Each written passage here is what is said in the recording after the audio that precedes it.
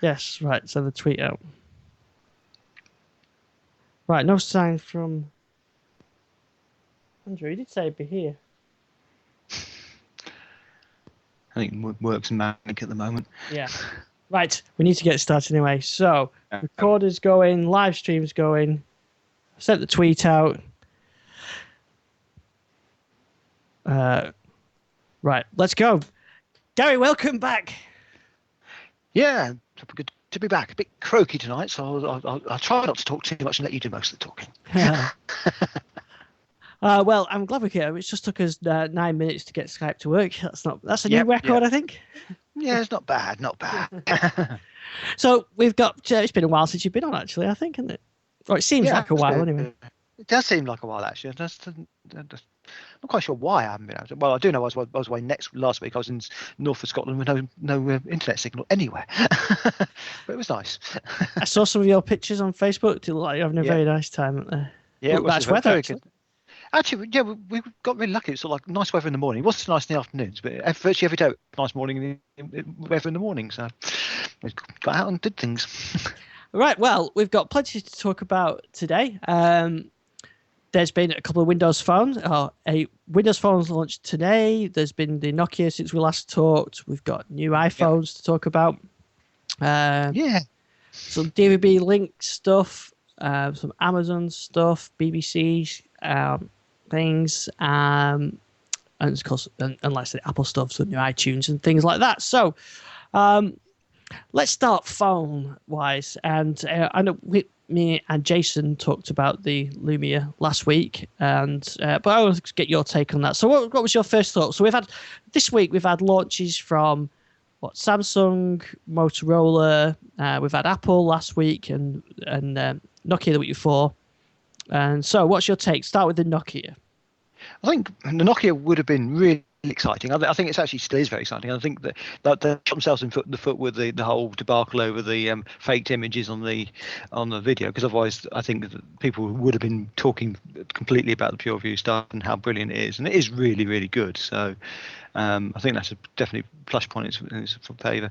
I'm getting a lot of buzz on the developer side of things from people asking if I'm going to be developing for it.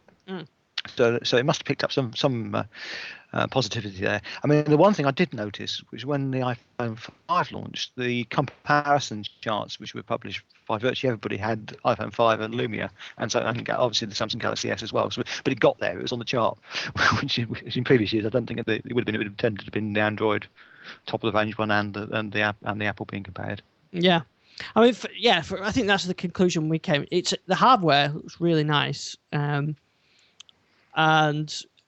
But I did see some other commentators say this, so I can't claim the credit for it. But it said of all the announcements in the recent, Nokia, Samsung, HTC, and Apple, who's got their phones actually shipping this week? Apple. Yep. Apple, yeah. Well, we know that Apple never announced anything until they're ready to ship, and I think that's actually a really good way of going. Yeah, it has stood them in good stead.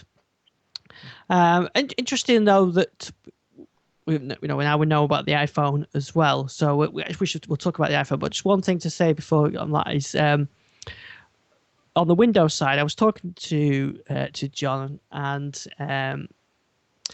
he's just picked up a new Samsung Galaxy S3. And he's been a lifelong iPhone user, and we'll talk about the iPhone, why he's not picked up an S3. But I asked him, well, why not the Lumia 920? And he kind of said, well, there's two things. First off, I don't know how much it's going to cost and when I could get it, so that puts me off. And the other thing is the ecosystem around Windows Phone doesn't seem very dynamic. He's not really sure whether he's got that sort of commitment, and he's perhaps not as involved in this as an enthusiast as much as we are. So almost from an outside point of view, from a consumer point of view, it looks like that Windows Phone's not strong in that area, and it puts people off.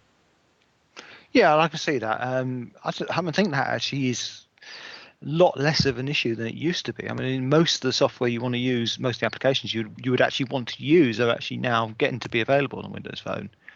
And I think with Windows Phone 8, a lot of things will become available which weren't, because it looks like, although they still haven't really announced everything about Windows Phone 8, it looks like there's going to be a lot of things in there which is going to make it life a lot easier to produce some of the things which weren't producible before. So I think that's going to happen. But yeah, it's going to take a while for that to suit through to the general public's viewpoint. I mean, they see Android, see the thing is, people see people using Android phones, they see people using Apple phones. They don't tend to see too many people using Windows Phone, but they won't even know what Windows Phone is most of the time. They'll think it was a Lumia.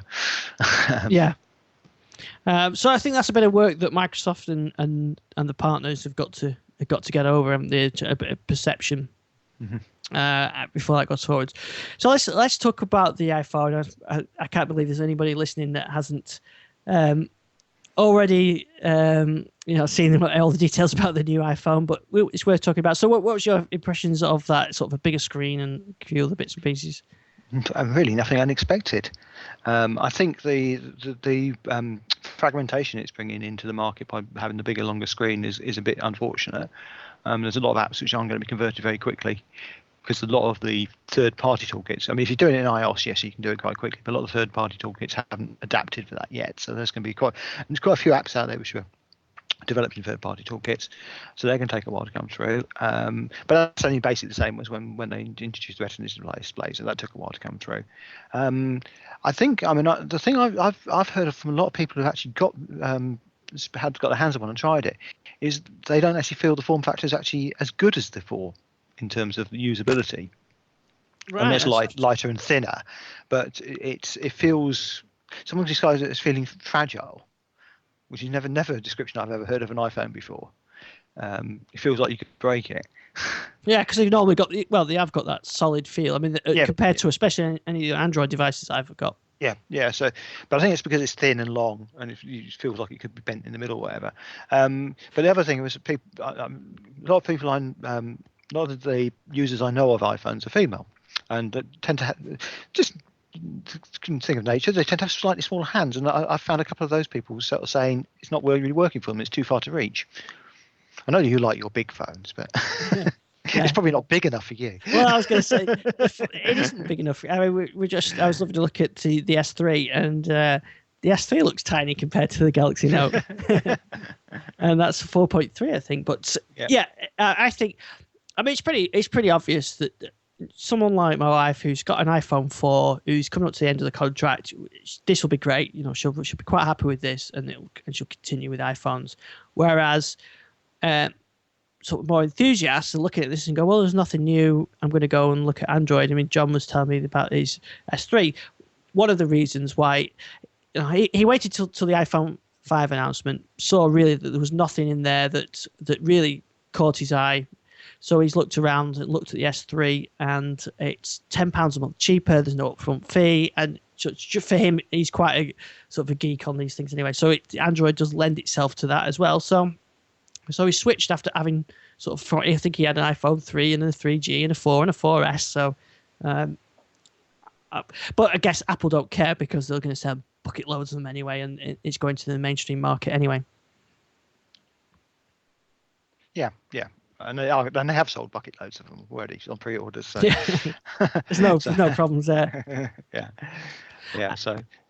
Rich says in the chat room, he's saying that he's going to hang on till he knows the price and the ship date of the 920. And he says, I mean, I think that is the biggest problem, and it's about only Apple are able to produce pricing and availability, because they control the vendors so tightly. I think that this is one of the problems, that if you ever look back in history, very few mobile phone companies actually release pricing and availability when they launch a phone, because they're in the hands of the providers. They don't know what you're going to get on your contract deal, what you're going to get. I mean, to be honest, most phones don't have a real price, because it depends what contract you're on. Yeah, exactly. Yeah, I think it's the availability, isn't it? The availability is much more critical. Yeah. When it's going to be available, and I think to some extent the phone companies have been in the hands of Microsoft, and they've been waiting for the mastering of Windows Phone 8, which I believe has happened now. So things may happen fairly shortly, I suspect. I suppose the other thing that's slightly hindering or hindering quite a lot Windows Phone is the fact they've not really announced it properly yet. No, they haven't, and they will do so fairly shortly. Yeah, and there may be some great stuff in there, and we'll go, wow, this was really worth waiting for. But in the meantime, they've had 20 billion pre-orders for the 5.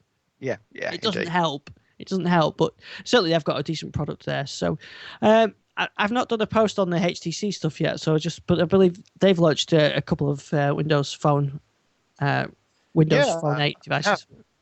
They have indeed. And the most interesting thing about these are the names, in my view. It's the HTC Windows Phone 8X and the Windows Phone 8S. So really prominently within the actual naming of the device is Windows Phone. Oh, I see. Rather than it being the Lumia Nokia 8920 or whatever, this includes Windows Phone in the title. Yeah, it does. And Windows Phone 8 in the title, so S and X being the model numbers within that. So they're both sort of Unico body, polycarbonate type phones. I haven't, to be honest, seen an awful lot of details on these yet.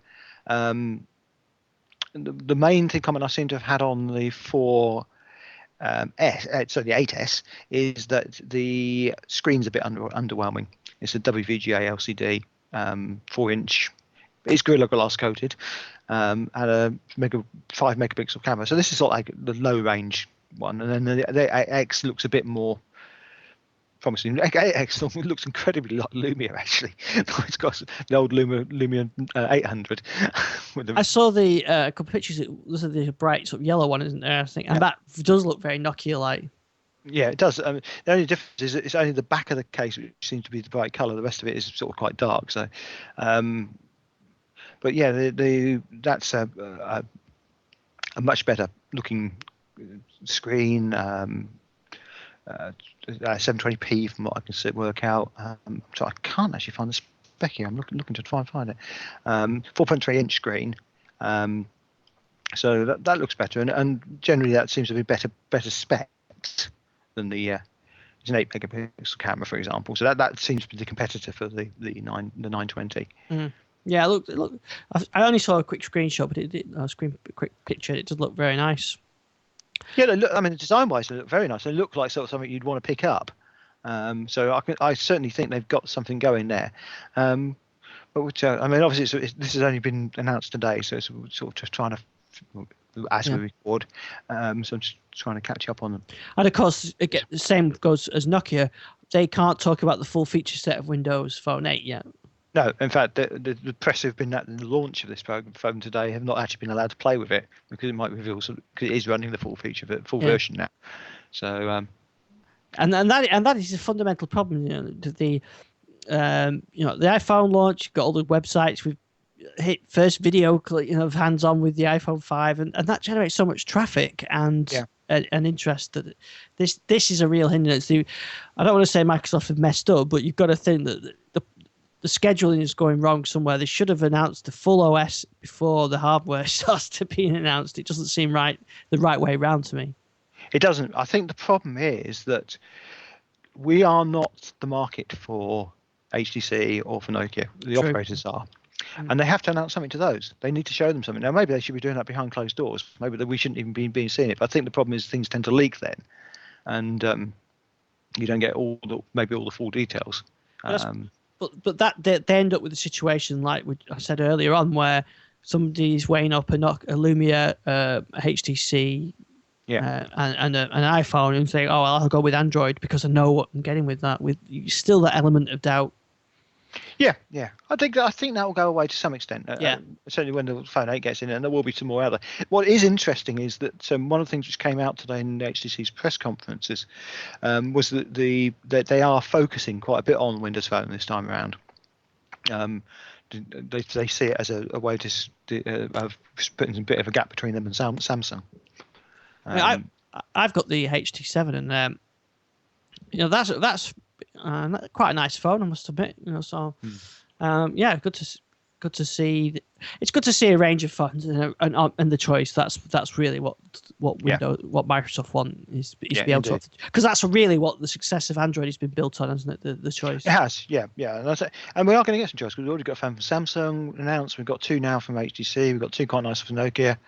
I still think Nokia is by far and away the best of them, but we'll have to see. I mean, that was the one thing which really did come out that when we look in the compare and contrast. Even Samsung's Galaxy didn't really innovate greatly, whereas at least Nokia had some innovation in there with the wireless charging and the the spring-supported lens for PureView. I don't really like calling it PureView because it doesn't feel like PureView to me. But the image stabilization, the light side of things, is very, very clever. So that's going to be interesting when they actually get that out, and when we do see some launch dates. The thing is that all these phones will be available for prime time in terms of most people's end dates. And I was interesting. I was reading an in-house magazine for the phone operators, and they were saying that the majority of people tend to renew their phones around November, December. Well, that's probably true, that, because I know my wife is due up in December. Yeah. Yeah, so that seems coming up to the end of the year, coming up to Christmas. That's when most phones get renewed. So that sounds, if that's true, then all these phones are going to be available by then. I mean, there's no doubt that the Windows Phone 8s will be available by then. Yeah. So it's definitely good to see that Windows Phone has got some support anyway. I mean, it could have been a complete disaster and just have a tumbleweed whenever you mention Windows Phone 8 hardware. So yeah. It is good that they've got that commitment. They just really need to get it out there now, don't they, and get it showing. Yeah, I think so. I mean, it's nice that we've got choices consumers between 3 very good smartphone platforms now. I mean, I like the Android, the latest Android platform since Jelly Bean particularly is very nice. Apple's iOS 6 is actually quite nice, but actually one thing I do think people are going to be up in arms about is when iOS 6 goes out and they suddenly realise how different the mapping experience is. Yes, that not the first person that said that. I know somebody that has got on the beta, and apparently, if you're in the US, you get a very nice mapping experience, but in the UK, it's not necessarily going to be as good. Yeah, and things like there's no walking directions, which I use all the time with the phone. And so isn't some of the 3D stuff not available in the UK as well? Some 3D is not available in the UK, but the walking directions is not available anywhere. That's not even available in the US. Right, so yeah, Apple don't think you need to walk anywhere anymore. Yeah, you just need to drive. Now although I remember once when I was at the user group in Birmingham, the walking direction did send me round the block about 5 miles out of the way. Do you remember that? Yeah. I do remember that. But yeah, it's very handy to have. And it has improved over time as well. Yeah.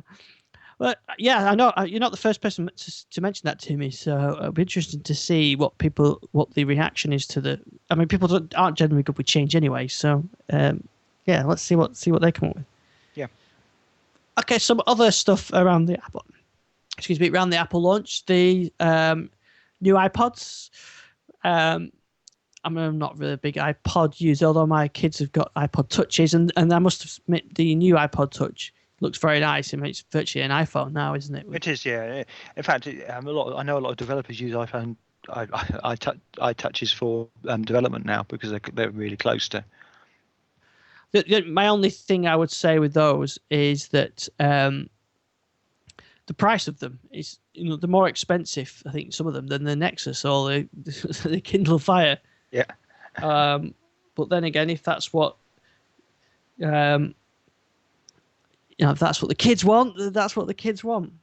Yeah, I'm just going back to Windows Phone 8S, and I don't know if you've seen the pictures of them. If you have a look at the Windows Phone 8S, one of them will remind you of something very strongly. It looks incredibly like a Zune.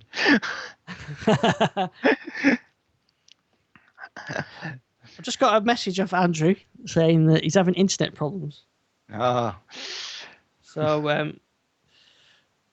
I'll send him a message back.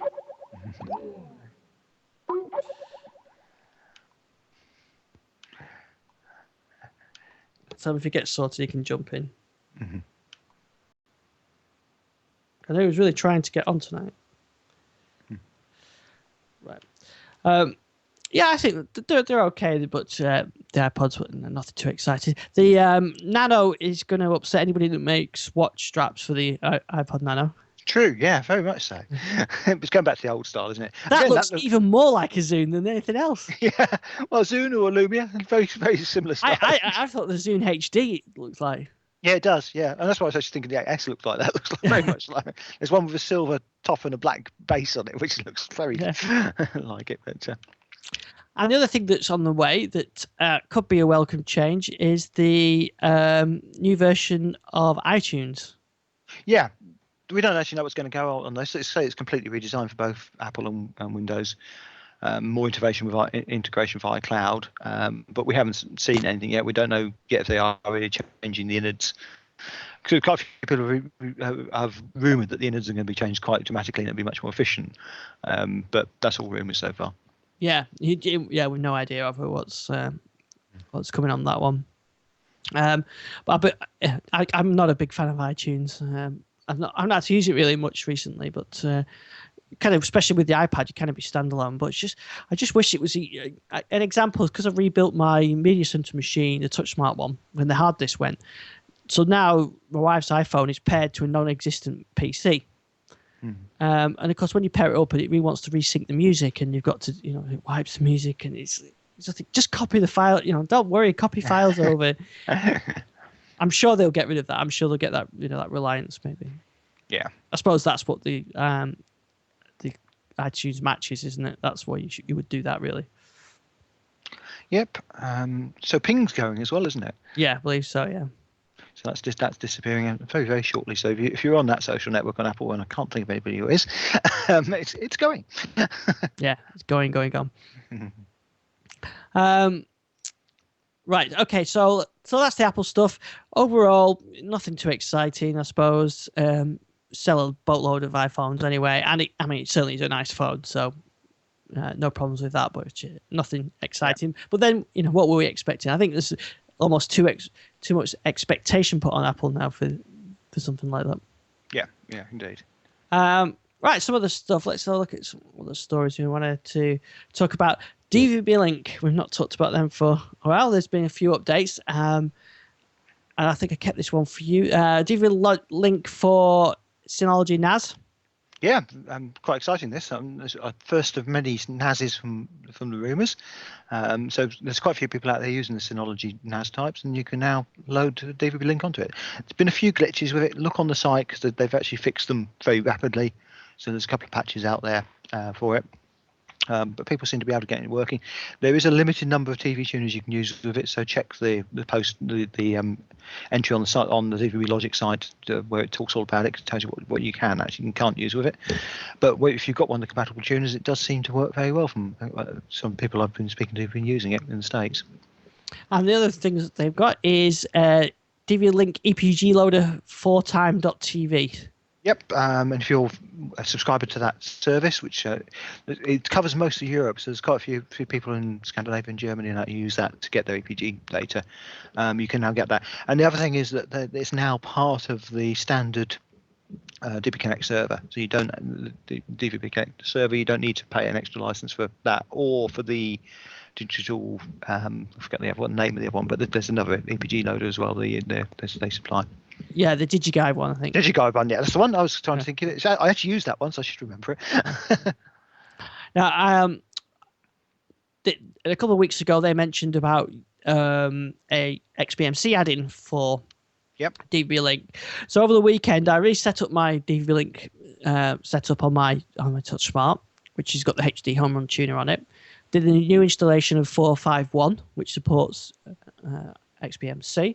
Installed XBMC add-in on my Raspberry Pi, and now I've got a Media Center extender in the form of a Raspberry Pi, and I've got to say it works pretty well. Yeah, it looks really good on the videos. So the steps to getting it working, I've actually documented on the site. So it's pretty simple, basically. You've got to have DVB Link set up already, which I have.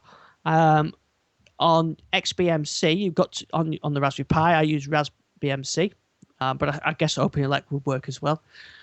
You've got to make sure you've got the MPEG-2 decoder installed and activated, which is just the code that we talked about in the past. So I've got that working. And then you install the add-in from a zip file.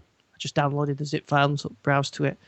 And it works. So you've got support for the EPG, live TV, and recorded TV. And it's actually using the DVB Link recorder. So the recorded TV is sort of, it's not the standard Media Center recorded TV. It's sort of DVB Link's own recording system, and which you can still watch on the Media Center machine. So I could basically, from a Raspberry Pi, I could schedule a recording, watch that recording, and I could go downstairs and watch it on the PC downstairs as well. So you sort of got the full sort of extender functionality, really.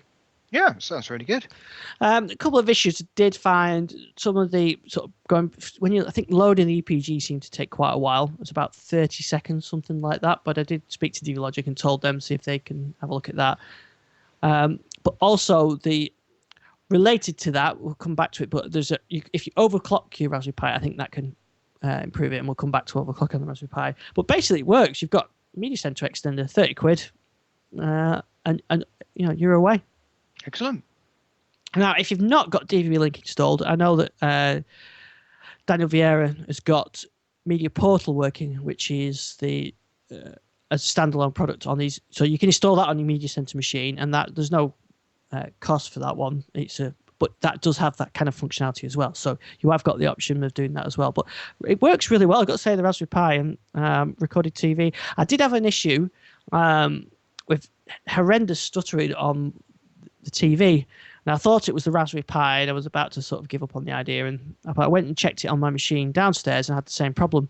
And it turned out that my HP TouchSmart was all on Wi-Fi. So it was basically Wi-Fi from the PC to the HD home run, and then obviously Wi-Fi back onto the network, and then up through my normal network to the Raspberry Pi. So it just wasn't enough bandwidth. As soon as I moved the TouchSmart onto a normal Ethernet connection, it solved that problem. Excellent stuff. Yeah, so quite pleased with that. So there's details and a video in the show notes, and quite a lot of hits on that post as well. So there's obviously a lot of people looking to do that as well. I also tried the add-in on just my normal Linux setup that I've got with XBMC, and that works fine, even better than it does on Raspberry Pi as well. So if you can stick it on a laptop, it's another way of getting sort of recorded TV around if you've not got a Windows machine. So quite pleased with my setup on there. Mm-hmm. While we're talking about videos and stuff like that and TV streaming, JRiver have posted up the beta of Media Center 18.0.45 over on the forums, and that's got some of the features in we were talking about live TV streaming within JRiver. I haven't had a chance to try it yet. I know people. It is a beta. It may crash, and you do need an 18 license to be able to test it. So you do need to pay a little bit of money to use their beta. But we did speak about that with them when we did the interview with them. Yeah. Oh, excellent. I'll look forward to that. You have to get a post on that, and we'll have a look at that. Yeah, I might even have that at the user group, but I'm not quite sure if I can get it sort of set up in time. Yeah, so we talked about the Raspberry Pi. About overclocking the Raspberry Pi, you can overclock your Raspberry Pi. I think it runs at 700 megahertz, the ARM processor. But if you do overclock it, I think they call it a sticky bit that knows it's been overclocked, and that means it voids your warranty. But there's a new build of Debian, and I imagine all the builds that's sort of based on that XBMC and all the other builds that are using that supports overclocking in a sort of overclocking option. So rather than you just doing it yourself, I think they call them overclocking presets. So you can go into the config and sort of select an overclocking rate up to a gigahertz. So I think that's going to give you a pretty good improvement. I think looking on the Raspberry Pi site, they say up to 52% faster for integers, 64% faster on floating point, and 55% faster on memory. So I imagine you get a quite good performance boost from that. Yeah, sounds good. Yeah, and for free. You can't argue for free. That's a good price. What they do say is that the clocking you'll get, the stability is dependent on your Pi and the power supply you use. So they recommend sort of just trying it and seeing what it does, and perhaps run Quake 3 and see if it's stable. And there's a way of disabling it using the shift key during the power up. So your results may vary, but it's worth trying. So I'm going to try that. And you may get around that. Remember, I had the problem of playing Freeview HD content, and it was quite stuttery. I wonder if the extra power would just enable that. You never know. So good work. What I really do like about the Raspberry Pi, and because it's such a new thing, there's things are sort of keep happening to, there's there's like the hard floating point update and new builds of Debian that are faster, and now you've got overclocking. It's been optimized all the time, so it started off from quite an interesting brace product, but over a period of time, as the developers get better with it and the in-house developers and everything else, it does get better and better. Yeah, and that's something you don't really see from a big product like Windows, which is already optimized. But from a small project like this, you do see that, so it's good. That excellent. Okay, well, Amazon Cloud Play. I think we've talked about this in the past, haven't we? We have, and it didn't used to be available in the UK. Yeah, and yes, this week they've enabled it in the UK. Now, I know a couple of people I saw in the comments saying that they hadn't seen their purchase showing up there yet, but that might just be a matter of time. So, yeah, but basically it means you can upload up to, I think it was 250 songs you can upload yourself, and anything you purchase is automatically supposedly included in that. Excellent. Yeah, so yeah, I'm just looking at the comments now. Yeah, it's just got that working now with the streams, with these purchase content in the comment in there as well. So that's good stuff. So that's quite interesting. If you're an Android user, there's a new BBC Media Player app. I don't know if you've seen that. Yeah, and this is all down to the fact that Flash is disappearing from Android, and of course the BBC Player at the moment uses Flash. Yeah, interesting. And there's a post on it about why. And they're using Adobe Air, which seems to be, I don't know if it's out the frying pan into the fire or. Yeah, a bit odd, really, but. I mean, they did talk about that they make one of the options to use HTTP live streaming, which would work better, but it was only supported Android from Honeycomb onwards.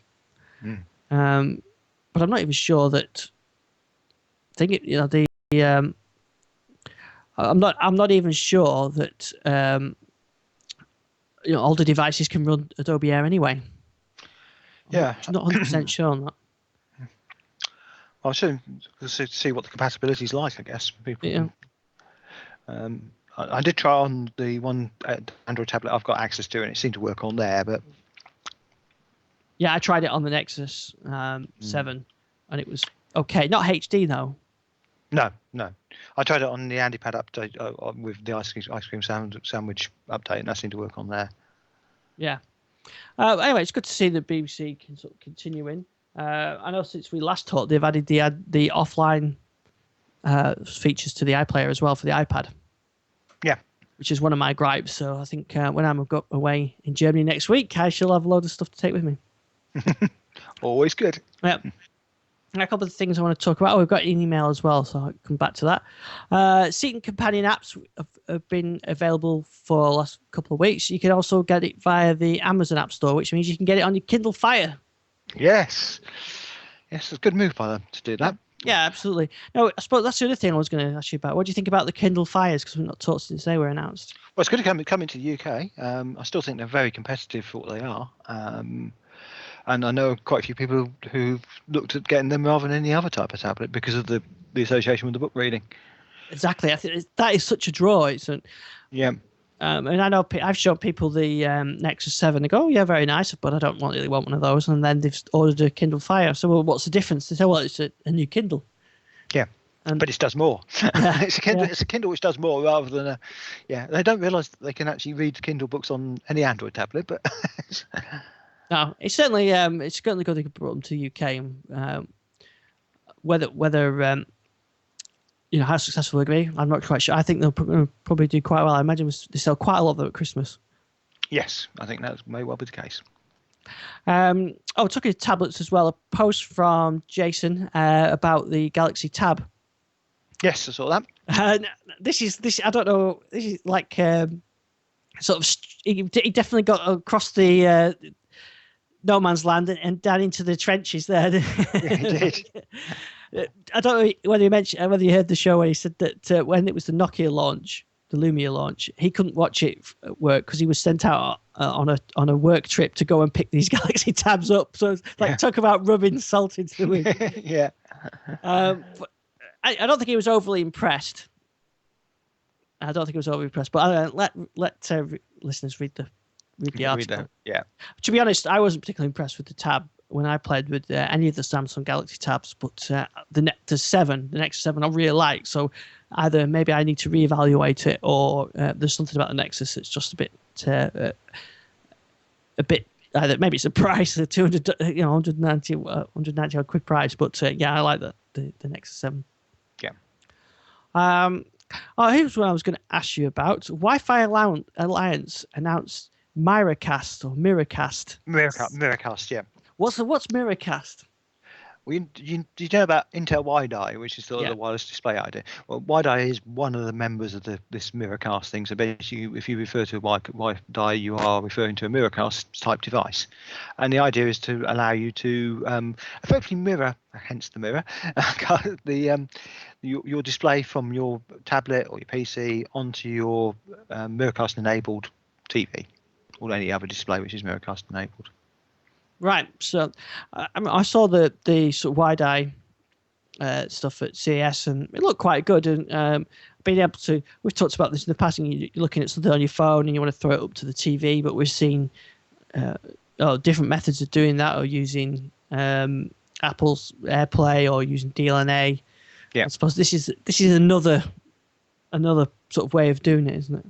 Yes, indeed. But this uses Wi-Fi direct, I think, doesn't it? So you're not sort of dependent on the network as you are with DLNA. Yes. It's got to wonder how DLNA fits into these alliances. This is coming from the Wi-Fi alliance. So does that mean that we're not going to see is that a competition to DLNA, or is this something you think? It's very different to DLNA in many. I mean, obviously, it is a bit of a competition to DLNA. It's a simpler way of doing this mirror casting. So sending stuff to.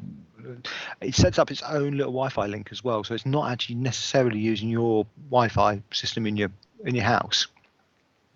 So though it can do, but it can set a sort of like an ad hoc Wi-Fi up to do this, which is definitely different to the way DLNA works.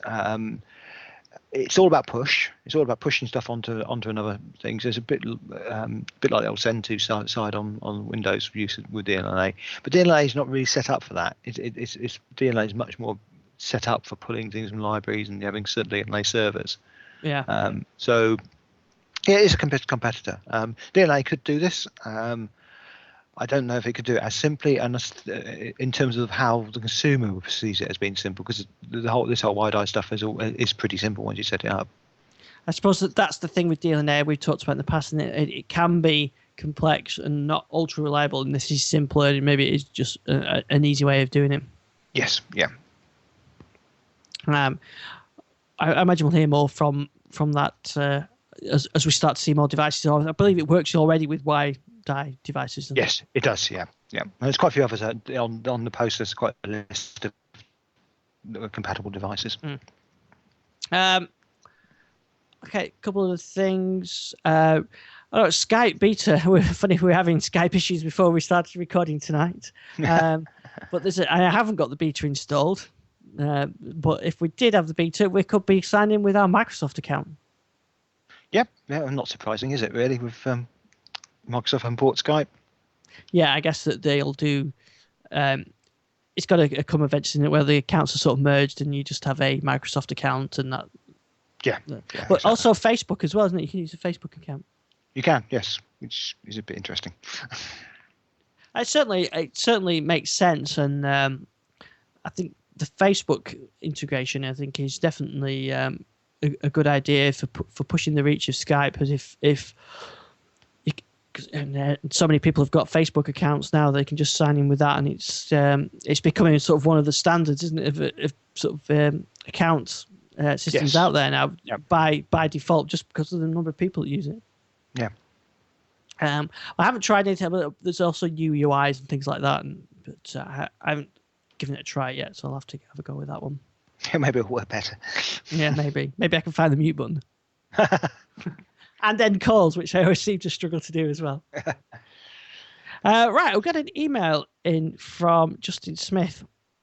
So let's read that. He says, "Hi, Ian. Hope you don't mind emailing you with a question you might be able to help me with. Is it possible to install Media Portal as a TV server? Then when it's configured to be working, configure Media Center to use the shared tuners, resulting in XBMC, Media Portal, and Media Center all sharing a tuner, or a PC with Media Center using the shared tuner as you would with DB Link. Or is there any fundamental reason why this would not work? Any thoughts? And he says, regarding the remotes, remember we took remotes. He said, I've reverted back to my original remote. Shame, but I continue to wait for something else better. Now, this may be a better question for Daniel, but I think you're familiar with Media Portal anyway. So can you use Media Portal to do that then? So can we have it as a shared tuner? I don't think there's any way of getting Media Portal tuners into Windows Media Center. So I think that might be the sticking point in there. Right. So if you're going to use Media Portal server, because I remember Daniel sort of saying it's client server, you've got to have a client and a server and stick with that. Yeah, I think so. I think that's the way it's designed to work. I mean, obviously there are things, because it's XBMC based, you could obviously use XBMC type clients, I guess, as well. You could work this the other way and integrate DVB Link into a Media Portal type of arrangement, and then you could share your tuners that way, because you could obviously use the DVB Link side in Media Center as well. Yeah. I think I think you kind of, if you're going to go with that way, just with XBMC, you may as well go XBMC and Media Portal and just keep it simpler. Yeah, I think so. But people seem to like that a lot. So yeah, but if you're a Media Center user and you want to stick that way, then you've got choices. Yeah, that's where you can install something like TV Logic and share the tuners out. Certainly. Yeah. Okay. Well, if anybody else has got any comments on that, they can send us in an email, and ian@digitallife.com. We can talk about that on the show next week. Yep. So actually, let's talk about Saturday. Yes. Saturday. Saturday, we will be out in near Warrington, halfway between Warrington and Wigan. It's the centre of the tech world for this weekend. As we have our user group meeting. So I'm really looking forward to that. So as we're recording on Wednesday, that's on Saturday. Yep. Nice. So probably a lot of people listening to the show will have already been to it by the time to listen to the show. Yeah, that's right. Yeah, and they'll have had a wonderful time, because it's going to be a great event. Yeah, and so I'll be there with my mic anyway, so I'm sure we'll do some recording while we're there. So, I think we've got a lot of good stuff going on there. A lot of Raspberry Pi stuff and Windows and XBMC and JRiver maybe. Yeah, JRiver. Got a sneak peek of a new speaker bar, which nobody won't be seeing anywhere else. So yeah, some interesting stuff. I'm really looking forward to that. So we've had a good response from the community. An interesting trend as well. We've seen more people sign up looking at sort of the XBMC, Raspberry Pi kind of area than we have for the traditional Windows stuff. Yeah, and that, to be honest, doesn't surprise me. Yeah. Because, what do you think? It's just that's where the enthusiasts are going, or is it Windows is not? It's just Windows, isn't it? It's not exciting anymore. Well, I think probably both those things come into account, that Windows isn't exciting, and the enthusiasts then need to find something else to play with. Yeah, that's right. Yeah, that's one thing I'm really liking about the Raspberry Pi and the whole sort of ecosystem, is that there's so much stuff to try, and if you get stuck with something, you can get some nice help as well from the community. Yeah. Oh, we're talking about community. I do want to thank a couple of people. Just let me get it right. I had, I know this is not directly to what we're talking about, but normally talk about, but virtualization is something that we play around with. To Brooks A on Twitter and Jason Coombs, Database Jace, who helped me, I managed to virtualize a hardware server today. Wow. So I had a server dating back to about 2001, I think it was, and it had Server 2003 on it. And it had SQL Server, and it was doing some web bits and pieces. And I've been taking away roles from it, over a period of time. But there was still some things in there that I just couldn't be bothered to rewrite, if you know what I mean. You have this thing where it's working, but the hardware is getting on the edge now. So I wanted to sort of virtualization. So to Brooks KA on Twitter, who sent me the link. to some stuff to download and also to JSON.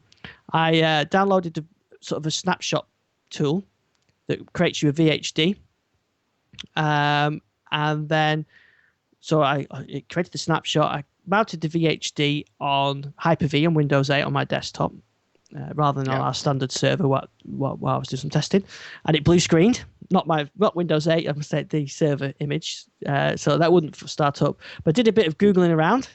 I found that it was a problem because the server was a SCSI server and Hyper-V is IDE, or has an IDE in there.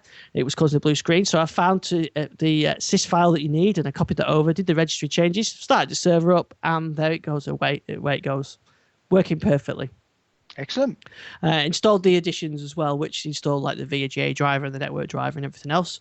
And so by the time I finished, one reboot later, I had a working server and no problems at all. In fact, the way I had to get the file onto the disk is quite good because you get in Windows 8, you can mount the VHD file. Yeah. Which I think you could in Windows 7 actually. But anyway, in Windows 8 I did it and mounted the file, copied the file in, manually edited the registry, and away you go. So that's replaced the hardware. So that's a pretty good experience, really, that you can just retire an old hardware server and keep a virtual version of it. And it's pretty good if a server's sort of being put out to pastures and not being replaced, you could virtualize it, have the virtual server switched off, but just have it there just in case. Because there's always somebody asked me for a file off a thing that they said they would never need again. Yeah, exactly.